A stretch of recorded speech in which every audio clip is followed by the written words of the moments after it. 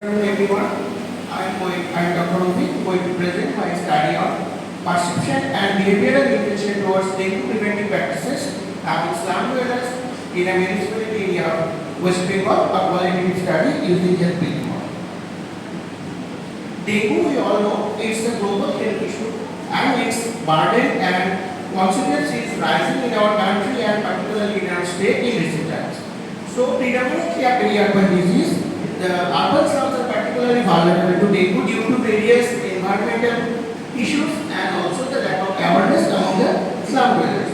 And the preventive measures are also well identified and also implemented, but adoption rate are varied among the population and children.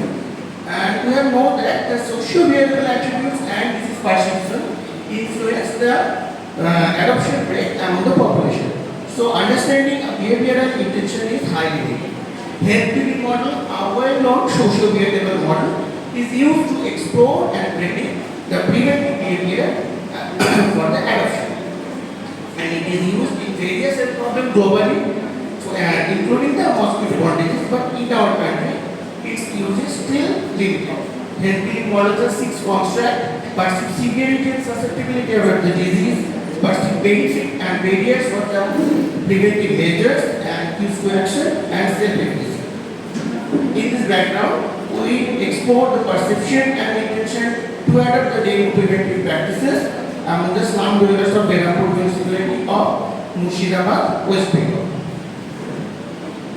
We conducted the qualitative study with a phenomenological approach applying the theoretical post-developed health building model for 3 months in 2 purposely selected urban slums in Berhampur municipality among where all the adult persons are considered for the study, excluding critically ill, impaired cognitively, or unwilling persons. And we finally conducted 20 IDI following the IDI guide. Still, data saturation was achieved.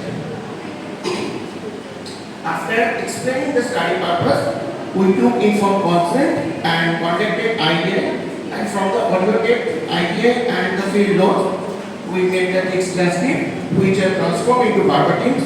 And from the verbatim, we made content analysis to identify the primary and secondary codes, which are then categorized into the sub-themes and finally merged into pre-identified themes based on the health building model. And then do thematic analysis. From the 20 participants, which are equally represented from both slums, 9 are male and rest are female, and other age category and occupation category representatives are also ensured.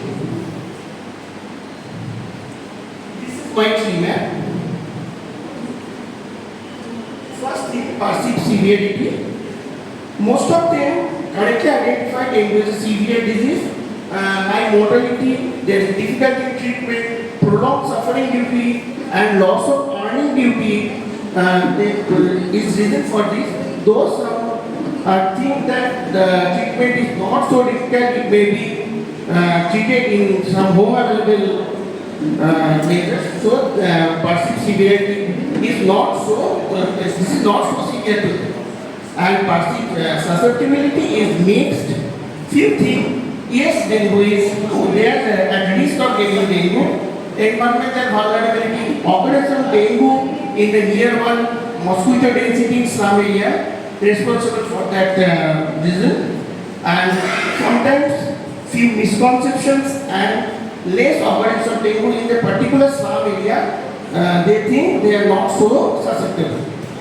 And in perceived benefit, they have identified correctly that the regular and consistent use of the preventive measures are beneficial, but their effect short-lasting, like spraying activity, coils and mosquito repellent are short-acting. Few unconventional methods also they detected as beneficial.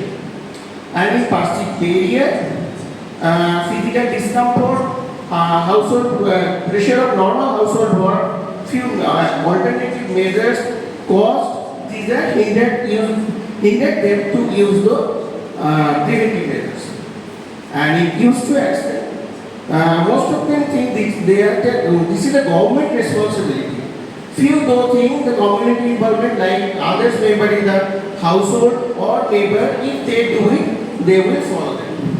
And in self-efficacy, most of the confidence to continue the preventive measures is less due to habituation. They actually habituated to live with the mosquito because after using various measures, the mosquito density is not so decreased. So the motivation to use is somehow decreased.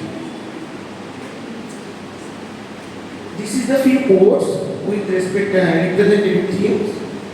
Like in perceived severity, they think that the dengue patient need treatment from beginning, otherwise condition worsen and they may die.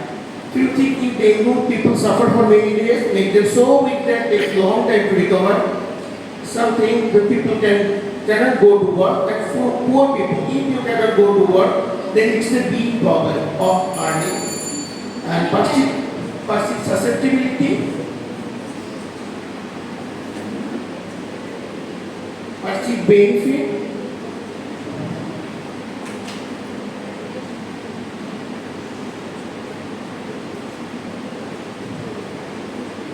conclusion, the perception and behavioral intention towards dengue preventive practice mixed. Few are favorable and few are not favorable. They currently identified, yes, they are dengue severe and they are for beneficial benefit of the measures, but still they are yet to adopt. The low perceived susceptibility to and higher perceived barrier for preventive measures are influence the behavioral intention. So beyond the conventional methods, participatory learning for action technique may be adopted.